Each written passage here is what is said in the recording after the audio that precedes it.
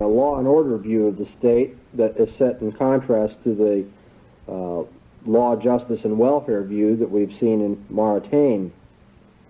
This is the most constricted of the contemporary Christian views as to the domain of the state's proper function, and has been found mainly among Anabaptists and evangelicals, though of course those two traditions, the Anabaptist and evangelical tradition with respect to the state, differ very sharply from each other on the related but distinct issue as to whether Christians may actively participate in a coercive and non-voluntary institution such as the state, an issue which we won't be giving attention to until later on in our course.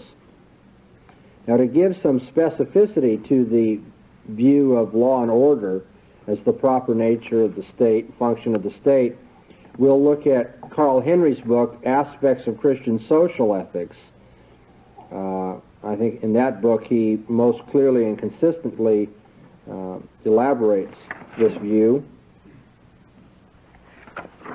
Okay, a theme which pervades Henry's thought is his abhorrence for the totalitarian tendency of contemporary states. He says quite explicitly, when the power of the state becomes the means for compelling people to do their whole duty, this power can easily be employed to force people to do what is not their duty at all. That's an excellent quote. When the power of the state becomes the means for compelling people to do their whole duty, this power can easily be employed to force people to do what is not their duty at all. In his discussion, Carl Henry singles out especially two connected causes for the totalitarian tendency of contemporary states. First of all is the belief that the state should act out of benevolence toward the desires of its citizens. Henry believes that this is a mistaken assumption, that the state should act out of benevolence toward the desires of its citizens. And then secondly, the belief that the state can and should be an instrument of social transformation and renewal. An instrument of social transformation and renewal. So if you have people who believe that the state should act out of benevolence toward the desires of its citizens, and that the state should be an instrument of social transformation and social renewal, then you're going to have a state that bloats itself with powers that it doesn't really have. He sees these beliefs as the principal culprits behind the encroaching welfare state, which he says is no longer dedicated to justice and order, encouraging and enforcing human rights and responsibilities under God, but is benevolently bent toward people's socioeconomic wants. It says on page 169, the welfare state is no longer dedicated to justice and order, encouraging and enforcing human rights and responsibilities under God, but is benevolently bent toward people's socioeconomic wants.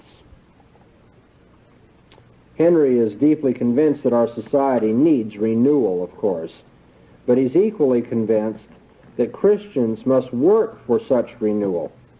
What he argues is that this renewal will come about if and only if there is religious change in the hearts of individual men.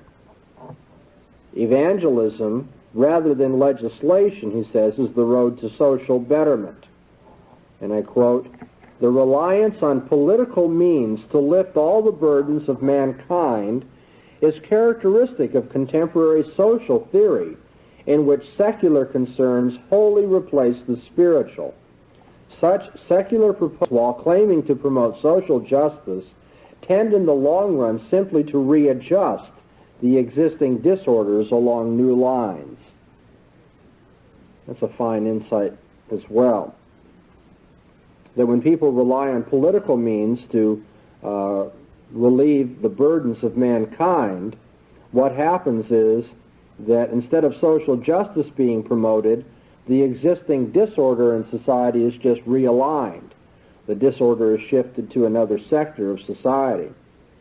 And so Henry says that the aim of the Christian's political activity is not to produce a utopia, but rather to preserve justice and promote order in a fallen world. And I read that again from page 96. The aim of the Christian's political activity is not to produce a utopia, but to preserve justice and promote order in a fallen world. In another place in his book, he asks rhetorically, is not the state's obligation in preserving justice to provide what is due as corresponding to the rights of men, rather than to implement agape by acts of mercy or love? His view is that the state provides justice, preserves justice by providing what is due, rather than trying to implement agape, that is Christian love, by acts of mercy. And so we can see from this already how Henry views the proper function of the state. The state's proper function is to maintain a system of laws regulating the activities of the members of society, a system of laws which secure good order and protect the rights of the members of the body politic. He puts it this way, quote, the justification of civil law is that it protects my rights and my neighbors. The role of government is but to declare, to apply, and to enforce rights which are given of God and therefore inalienable. The purpose of law is to prevent one person from injuring another. My rights end and become my duty where my neighbor's rights begin. And that's on page 92. I'll read one more time. The justification of civil law is that it protects my rights and my neighbor's. The role of government is but to declare, to apply, and to enforce rights which are given of God and therefore inalienable. The purpose of law is to prevent one person from injuring another. My rights end and become my duty where my neighbor's rights begin. Now the same point could be put in terms of justice rather than in terms of rights. The laws must be based on principles of good order and justice. For, as he says, justice considers every person a subject of rights and an object of duties. On reflection, this point of view will quite inevitably stimulate, I think, the following kind of questioning, the following line of questioning. Now, do the members of our society have a right to education, a right to fire protection, a right to decent medical care, a right to enough income to live decently if disabled? And so will not a system of laws based on justice secure these rights to its citizenry?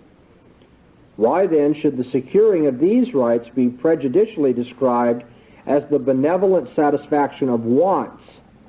But if the state does actually secure these rights, will it not then become what Henry so abhors, namely a service state distributing benefits? In short, does not Henry's own principle of justice lead to a vastly more comprehensive state than he himself wants?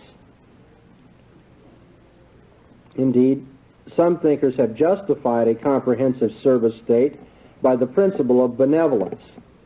But doesn't Henry's own principle of justice lead to the same destination by a different road? That is, Henry says the state should be concerned with justice, not with benevolence. And so the welfare state trying to be benevolent is being an unjust state, not doing the proper job of the state, transgressing the proper boundaries of the state. But somebody else comes along and says, no, wait a minute, what is justice? Isn't it just that people should be able to live, that they should have fire protection, that they should be able to pursue an education and so forth? And consequently, on redefinition of justice or an expansion of justice, they can reintroduce the same benefits that Henry has labeled benefits, however his opponents now call them matters of justice. Well, I don't think that, in fact, is a way you can get around Henry's position. And it's very important to see why you cannot get around Henry's position in that way. I don't know whether Carl Henry holds that in our well-to-do society, citizens have a right to education. But I think it is clear from his writings that even if he does hold that, he does not believe that it is the state's business to provide education. For this is not the kind of right he is speaking of. Henry is speaking of freedom rights. Freedom rights, not benefit rights. Freedom rights instead of benefit rights. He is speaking of the right to act without coercion in some area or another. A freedom right is the right to act without coercion with respect to something. So an example of a freedom right might be the right to free assembly and free speech, the right to private property. I have a right to act without coercion with respect to my property, my speech, or with whom I assemble. However, when men speak of the right to education, they don't, or at least often they don't mean the absence of coercive threats against getting educated. See, if Henry speaks of the freedom of education, he means freedom to pursue an education. Others, when they speak of freedom of education, don't mean the right to act without coercion, but rather they mean the right freely to pursue an education and to receive it. That is, the right to have it provided by the state. Similarly, the right of the disabled to a decent income is not, for modern liberal theorists, the right freely to go about securing such an income for oneself. It's the right to receive an income. And we might accordingly call these rights benefit rights. Freedom rights call for protection, whereas benefit rights call for provision. Okay? Freedom rights call for protection of something. Benefit rights call for provision of something. A freedom right is a claim on everyone to respect his right. If I have a freedom right, let's say freedom of speech, then you have a corresponding duty to refrain from keeping me from speaking my mind. If I have a freedom right, you have a duty to refrain from getting in my way and doing what I want to do. You have the duty not to coerce my behavior. A benefit right, on the other hand, is a claim on someone or other to satisfy that right. That is to say that if I have a benefit right to welfare, then you or somebody has the corresponding duty to provide my welfare. And this is one of the most crucial things that you can gain from these lectures, and that's to recognize the distinction between a benefit right and a freedom right. And then we can add to that, although it's not going to be pursued here, if you'd like to read the chapter in my book on homosexuality as a crime, I distinguish as well a non-discrimination right, and what we mean by non-discrimination right. It's not simply a right to dealing with your duty to refrain from something or your duty to provide something, but it's a duty to allow me to pursue something, not to let, for instance, the color of my skin deprive me of educational, occupational, or living services that are provided. Now, it's rather clear that when Carl Henry speaks of rights, he's talking about freedom rights and not benefit rights. And so, when he speaks of justice as consisting in establishing a man's rights by securing what is due to him, he is thinking of freedom rights and not benefit rights. It's not social justice, but regulative justice that he's thinking of. It's not social justice, providing, for instance, welfare and education, that he's thinking of, but regulative justice, keeping people from violating each other's rights and freedoms. Henry's view is that the state's proper function is to regulate the activities of its citizens by maintaining a system of laws based on regulative justice and good order. It is not the state's proper function to actively promote social justice or the satisfaction of certain benefits. And certainly it's not the proper function, therefore, of the state to dispense services to people in any area whatsoever. And so he states what he thinks is the biblical view on this matter on page 93 of his book when he says, "The Bible views government as a means of preserving justice in a fallen and sinful order." The Bible views government as the means of preserving justice in a fallen and sinful order.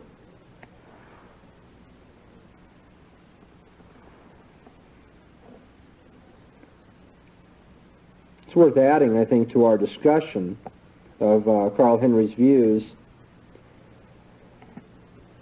that in the course of developing his law and order view of the state, Henry espouses a rather individualistic view of human society.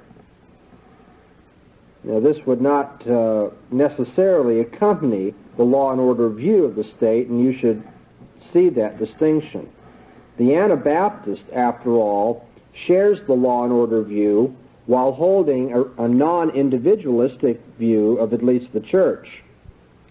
On the other hand, the law and order view does quite inevitably accompany an individualistic view of society. Henry seems to regard all institutions apart from the family, the state, and the church as purely instrumental and contractual. No other institutions are regarded as having a definite domain of proper functioning. Thus, no other institutions are regarded as having independent authority within a definite domain. And so no other institutions are regarded as entering into the fabric of rights and duties. When Carl Henry speaks of rights, he speaks exclusively of the rights of one individual vis-a-vis another individual.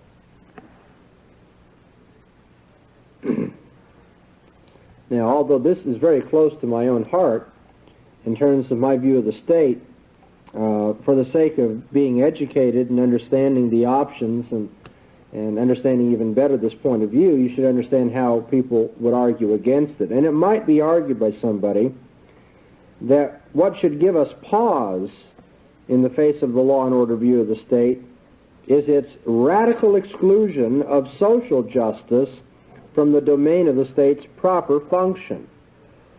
What should give us pause is the way Henry totally excludes benefit rights from being fulfilled by the state. And someone would say it's impossible to read the Old Testament prophets without seeing that it was social justice that they were calling for. It was the deprivation of benefit rights that evoked their denunciations. The Christian cannot possibly regard justice as confined to regulative justice.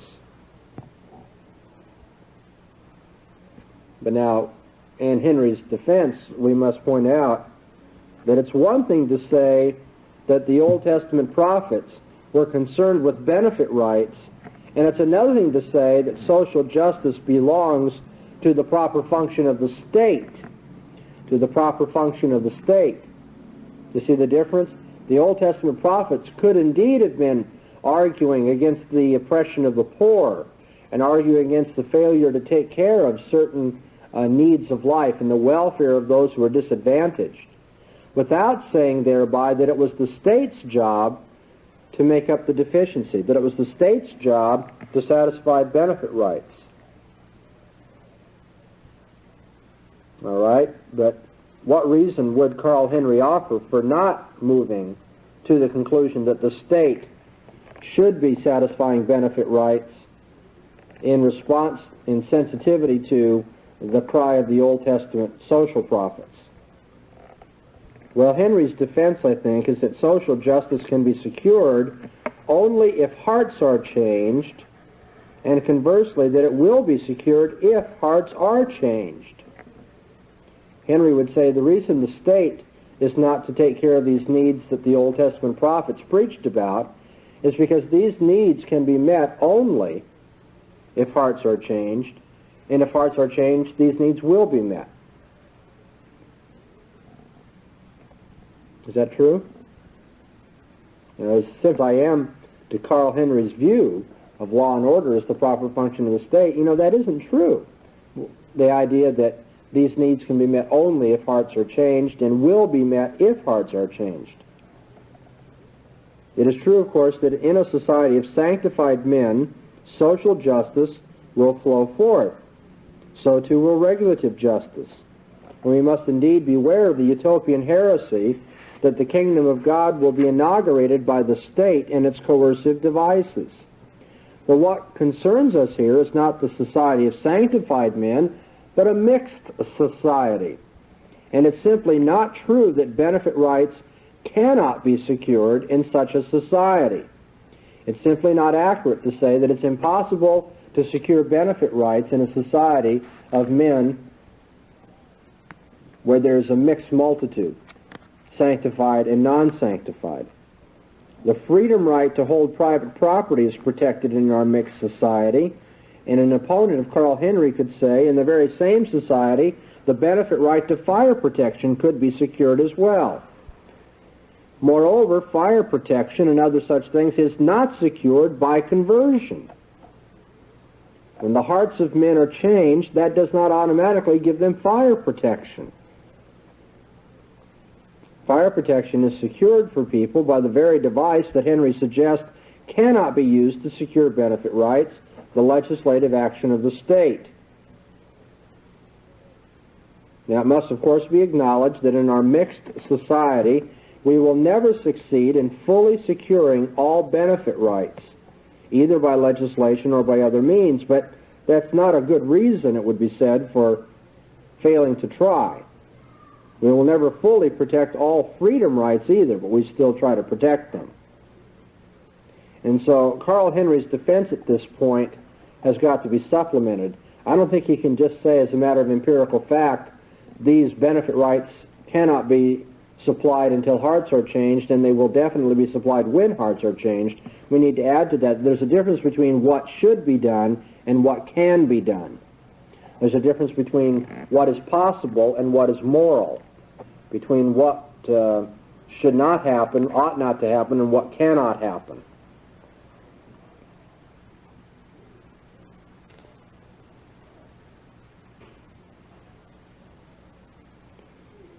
Now, Carl Henry might appeal to Paul's statement in Romans 13 that the state is ordained for restraining wrongdoing, and that the state is not given any other function.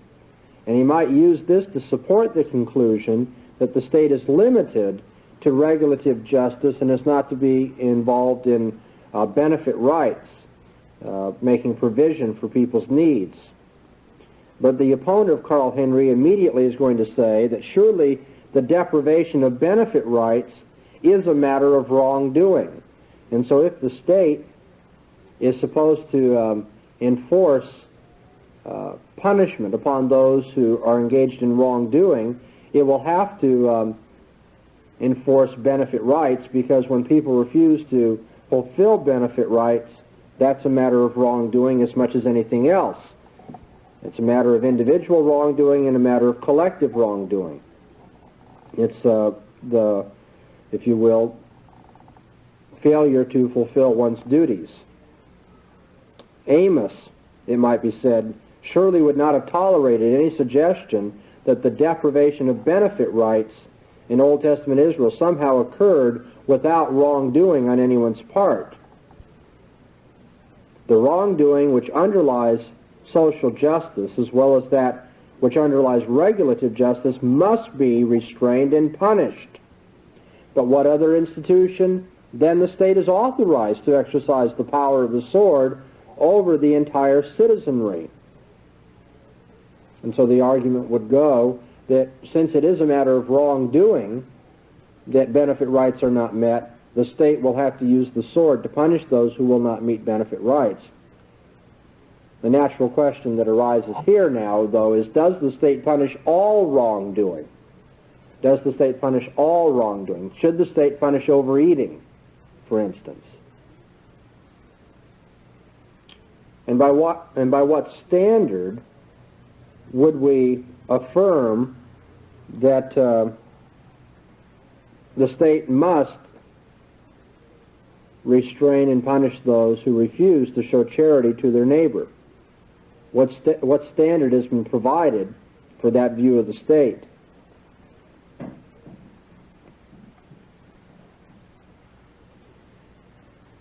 So there are some people, by way of summary here, who believe that all justice falls within the common good, both social justice and regulative justice, for all justice belongs within the proper function of the state.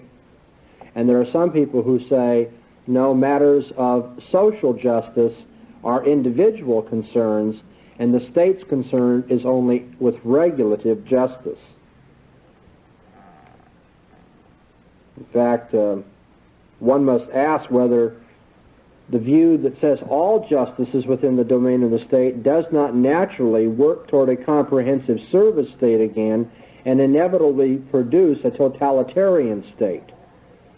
That is, if the state is supposed to be concerned with all justice, not just regulative justice, criminal justice, if you will, but also social justice, the meeting of benefit rights, or what are alleged to be benefit rights to welfare, fire protection, a decent education, and so forth. If the state is to be concerned with all justice, all matters of morality, sin as well as crime, to put it another way, won't we inevitably produce a totalitarian state?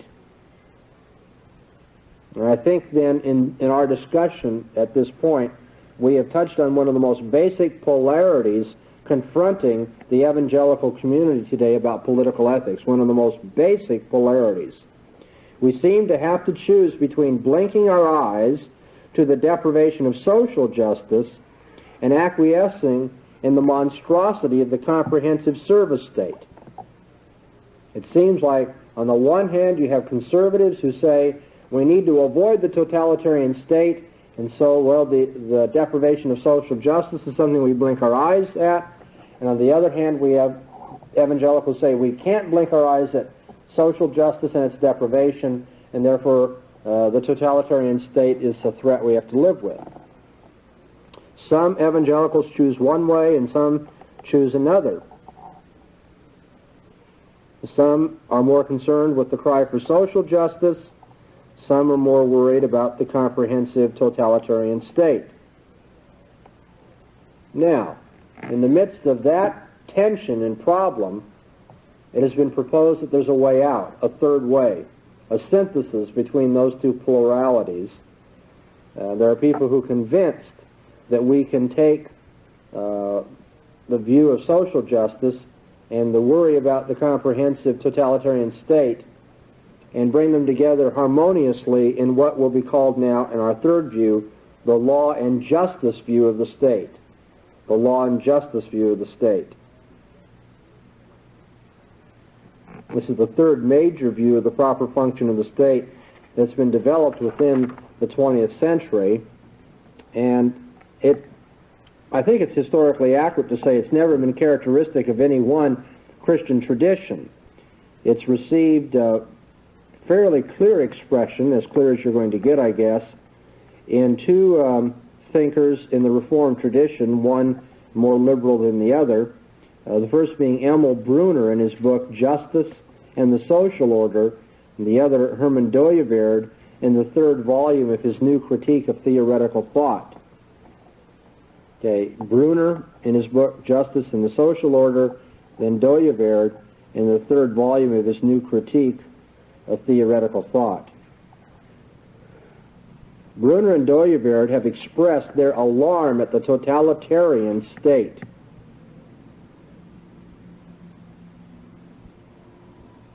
And that it exceeds the proper function of the state, exceeds God's ordering for the state. And the views of both of these men can be seen as an attempt to shape an alternative and a safeguard against the totalitarian state, to formulate a view that will limit the state's proper function. Brunner says on page 134 of his book, Justice and the Social Order, "The monstrosity which bears the name of the totalitarian state has at last succeeded in reminding us that there are not only primal rights of individuals and of communities, but that there is a just and unjust order of the state itself. The totalitarian state is not, like a dictatorship, a form of the state. It is the absorption of all institutions and all rights by the state. The totalitarian state is the inevitable consequence of the view that all rights obtaining among the people issue from the state. The totalitarian state must of necessity come into being wherever political thought is centralistic, and all organization is regarded as issuing from above, from the state's center. Then we can add to this Doyeverd's remark on page 441 of the third volume of the New Critique. In whatever shape the absolutist idea of the body politic is set forth, it does not recognize any intrinsic limits to the authority of the state. This idea implies an absorption of the entire juridical position of man by his position as citizen or as subject of the government. Now, at the same time that Brunner and Doyeverd express alarm over the totalitarian, some evangelicals choose one way and some choose another. Some are more concerned with the cry for social justice. Some are more worried about the comprehensive totalitarian state. Now, in the midst of that tension and problem, it has been proposed that there's a way out, a third way, a synthesis between those two pluralities. There are people who are convinced that we can take the view of social justice and the worry about the comprehensive totalitarian state and bring them together harmoniously in what will be called now, in our third view, the law and justice view of the state. The law and justice view of the state. This is the third major view of the proper function of the state that's been developed within the 20th century, and I think it's historically accurate to say it's never been characteristic of any one Christian tradition. It's received fairly clear expression, as clear as you're going to get, I guess, in two thinkers in the Reformed tradition, one more liberal than the other. The first being Emil Brunner in his book Justice and the Social Order, and the other Herman Doyeverd in the third volume of his New Critique of Theoretical Thought. Okay, Brunner in his book Justice and the Social Order, then Doyeverd in the third volume of his New Critique of Theoretical Thought. Brunner and Doyeverd have expressed their alarm at the totalitarian state.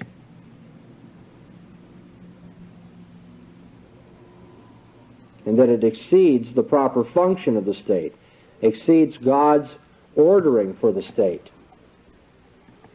And the views of both of these men can be seen as an attempt to shape an alternative and a safeguard against the totalitarian state, to formulate a view that will limit the state's proper function. Brunner says on page 134 of his book, Justice and the Social Order, the monstrosity which bears the name of the totalitarian state has at last succeeded in reminding us that there are not only primal rights of individuals and of communities, but that there is a just and unjust order of the state itself. The totalitarian state is not, like a dictatorship, a form of the state. It is the absorption of all institutions and all rights by the state. The totalitarian state is the inevitable consequence of the view that all rights obtaining among the people issue from the state. The totalitarian state must of necessity come into being wherever political thought is centralistic, and all organization is regarded as issuing from above, from the state's center. Then we can add to this Doyeverd's remark on page 441 of the third volume of the New Critique. In whatever shape the absolutist idea of the body politic is set forth, it does not recognize any intrinsic legal limits to the authority of the state. This idea implies an absorption of the entire juridical position of man by his position as citizen or as subject of the government. Now, at the same time that Brunner and Doyeverd express alarm over the totalitarian tendencies in modern states, both of these men express their conviction that the state is charged by God with the function of promoting social justice. They are convinced that the Word of God lays down the mandate for the state to function in a way that promotes social justice. It would be enlightening to have them prove this particular claim.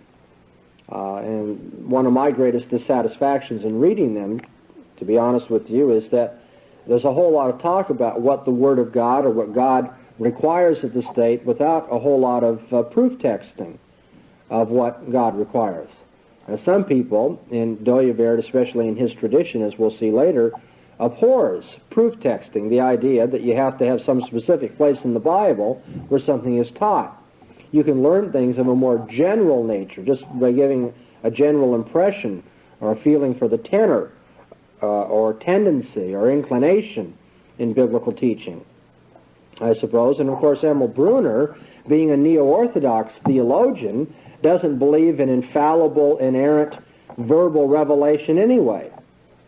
So I think it's rather telling that we have, on the one hand, a man who doesn't believe in verbal, infallible revelation, and a man who, on the other hand, believes that you don't have to have specific text to back up your teaching, that they are the ones who tell us that God has laid it upon the state to promote social justice.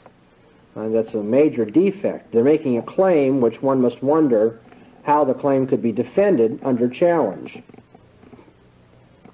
Now, central to the thought of both Brunner and Doyeverd is the vision of a well-ordered society as being what Brunner calls the federal society, a society whose institutional fabric contains a large number of distinct autonomous institutions. Brunner's federal society is obviously similar to Marotaine's pluralist society, and it's interesting, I think, that there should be a coalescence between a Roman Catholic and an alleged Reformed thinker on just this point. However, there is a difference. You can't strictly identify Marotaine's pluralist society and Brunner's federalist society. Marotaine clearly thought that the church and the family each had a proper function within a definite domain, and that consequently each had an authority that was not derived from the states and had rights to be protected by the state.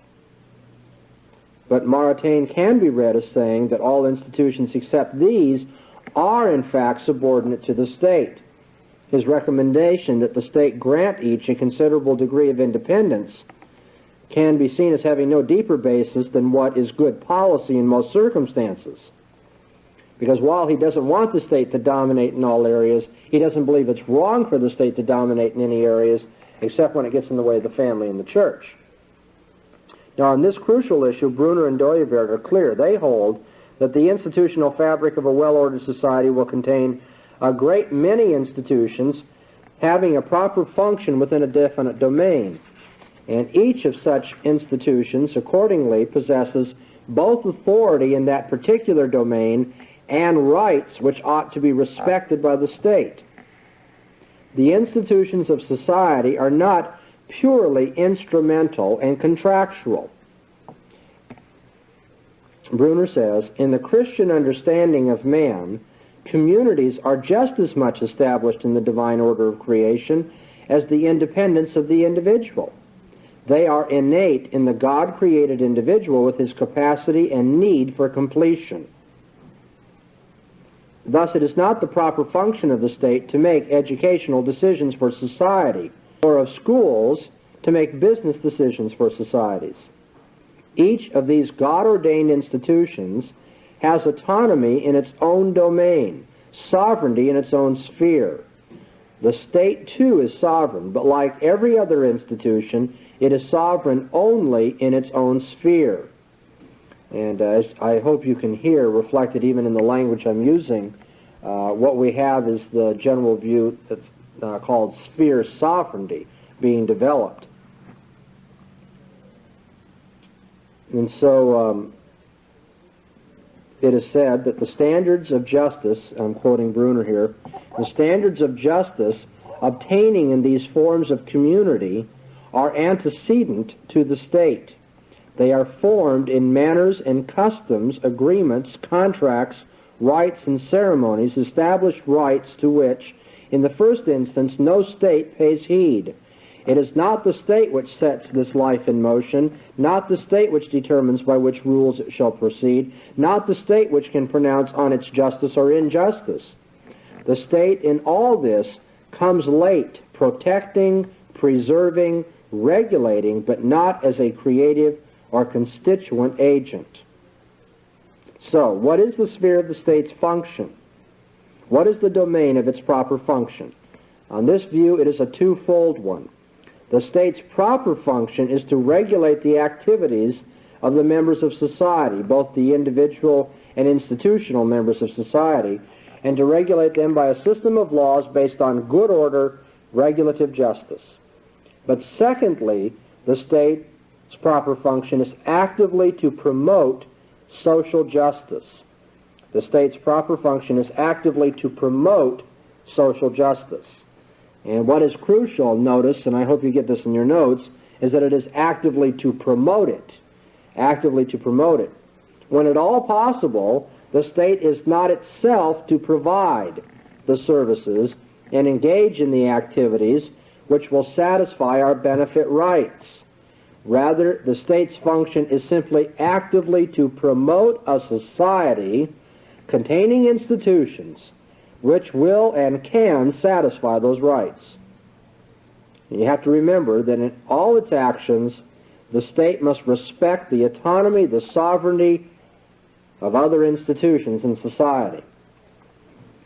So the state respects the independence of the business community, respects the independence of the educational community, respects all these things, but nevertheless operates in such a way as to promote the satisfaction of benefit rights through these other institutions. Doyeverd, page 445, says, the state may promote the interest of science and the fine arts, education, public health, trade, agriculture and industry, popular morality, and so on. But every governmental interference with the life of the nation is subject to the inner vital law of the body politic, implied in its structural principle. This vital law delimits the state's task of integration according to the political criterion of the public interest, bound to the principle of sphere sovereignty of the individuality structures of human society. Here then we have an escape, supposedly, to the dilemma that had been pressed upon us. How can the cry for social justice be answered without making of the state a comprehensive service institution? How can we be concerned with social justice without making the state totalitarian? Well, Brunner and Doyeverd say the state is properly concerned with social justice. Yet insofar as possible, it must not itself become a service institution distributing all sorts of benefits. That would violate the principle of federalism. That would violate the idea of sphere sovereignty. The state's fundamental role is in the area of social justice is that of actively promoting a federal society containing non-state institutions which themselves satisfy the genuine benefit rights of the citizenry. Okay, and so Doyeverd again, I can quote, a real public legal integration of a country and people is therefore only possible within the internal limits set by the structural principle of the state institution itself. This integration can only be accomplished within the juridical limits set by this structural principle to the competence of the body politic and with due regard to the internal sphere sovereignty of the other societal structures. Every political theory denying these limits is in principle a theory of the power state even though it masked its absolutization of the state's power by a law state ideology.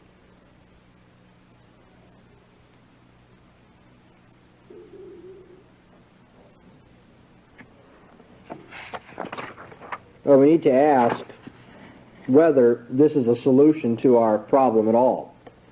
Does this in fact reconcile the desire to meet the needs of individuals and their welfare and the fear of the state becoming totalitarian?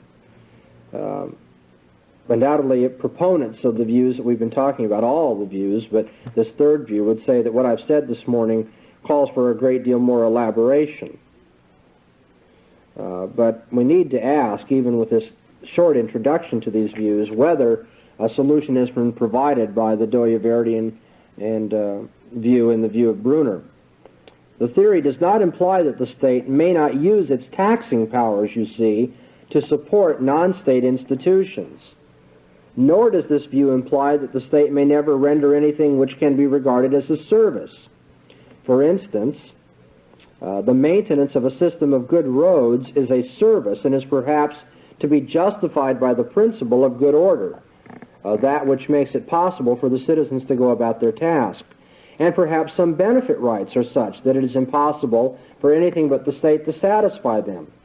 Maybe that's true of the right to a decent income if a person's disabled.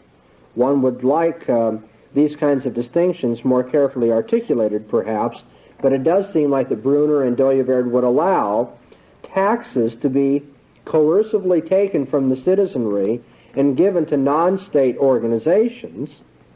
Moreover, it would seem that the state is allowed to provide certain services in itself, services like roads or welfare to the disabled. And since taxes are going to be taken for these benefit rights, and since these benefit rights are actually going to be served up by the state itself, one has to ask, have we really taken care of the potential of tyranny at all? Is not the threat of the state becoming an all-encompassing service organization still upon us?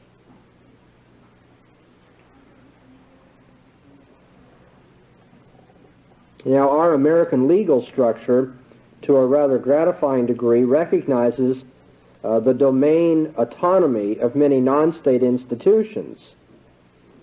And to that degree, and insofar as we've honored our Constitution, our legal structure is resistant to totalitarianism, and we should be thankful for that. But we need to recognize in our own day, as I think all of you do, that undoubtedly our state is drifting in the direction of becoming more and more a distributor of services in a multitude of areas, and the state has become more and more a director of other institutions rather than simply a protector of other institutions. And for this reason, there is some occasion to worry about the insidious nature of the state in our own culture, in our own society. Now, Brunner states the predicament to which Christians must be sensitive. He says, the fundamental Christian realization is that the state has only to intervene where individuals, families, free social groups, the churches, the municipalities cannot perform their task. Any justice created by the state is a makeshift, a substitute for the justice which human society should create of itself, and vice versa. The greater the decline in the moral vigor of society, the more tasks the state must take upon itself, and the greater the expansion, the element of compulsion in justice, the nearer the approach of the totalitarian state. Hence, the rise of the totalitarian state is, in the first instance, quite simply a judgment on the wretched moral condition of modern society. We must not fear to add a judgment, too, on the Christian church and its powerlessness to direct the moral forces of society in the sense of the justice of creation. Let us take as an example the welfare work of the state, which has already assumed monstrous proportions. This would not have been necessary if the family, in the narrower and wider sense of the word, the social community, the Christian community, and the economic community of labor had not so conspicuously broken down. Now, without approving of the normative theory of Brunner, I think we can approve, and I do approve quite wholeheartedly, of this descriptive that Brunner has put down. He has said the reason we see the state shifting and moving in that insidious direction of totalitarianism today, providing for, through taxes, benefit rights, and actually serving up benefit rights, the reason the state is bloating itself with such powers is really to be laid at the feet of the private sector, the society as a whole, the church, and individuals. If we had aggressively, creatively, and effectively been providing for the benefit needs of people, for the welfare of the disabled, fire protection of those who don't have it, and so forth, then the state would never have had room to move in and try to take over this area as an occasion for self-aggrandizement of power. So I think at that point I would agree with Brunner.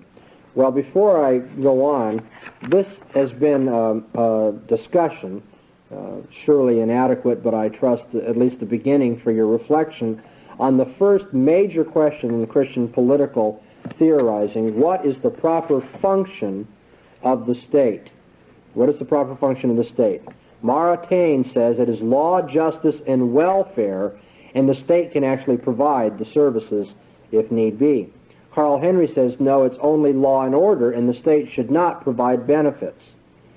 Brunner and Doyeverd says the proper function of the state is law and social justice, where we understand that it actively promotes social justice rather than providing social justice.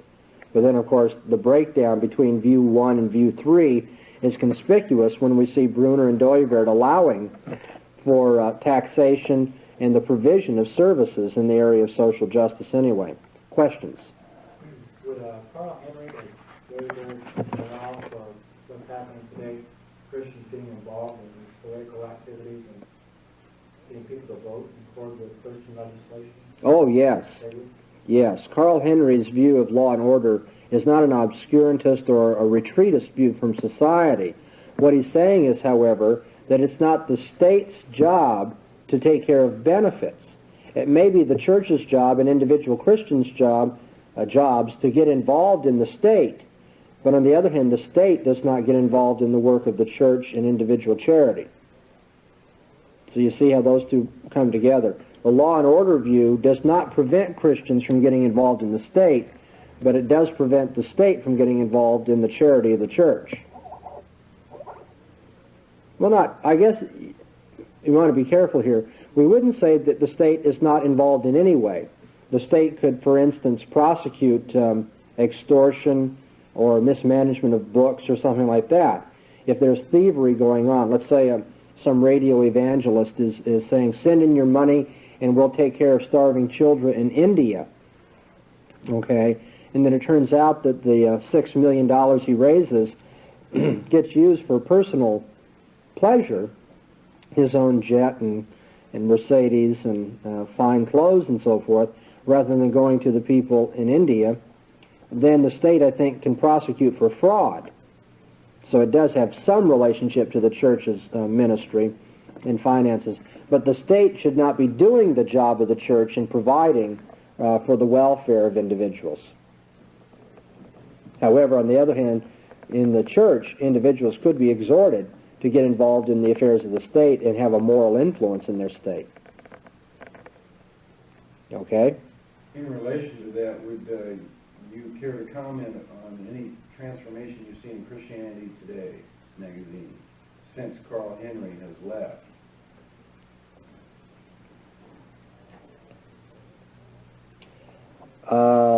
It's tempting. The question is, would I like to comment on any change that I've seen in the periodical Christianity Today since Carl Henry has left the managing editorship of it? I'm going to keep it very general for two reasons. One, I'm not really sure that I'm such an expert. I do read Christianity Today, but there are long periods when I get busy that I neglect it. And I do have some general impressions. And I definitely have some views as to the various social impacts of the three editors in our lifetime, Carl Henry, Harold Lindsell, and now Kenneth Concert. But I'm not sure that all of that is necessarily reflected in what actually turns up in print in Christianity Today. I think Christianity Today had a much more conservative thrust under Henry, a little bit more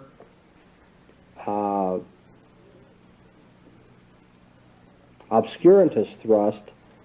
That's really not the right word, because Harold Lindsell is not an obscurantist. He believes in taking care of, homosexual problem, the abortion problem.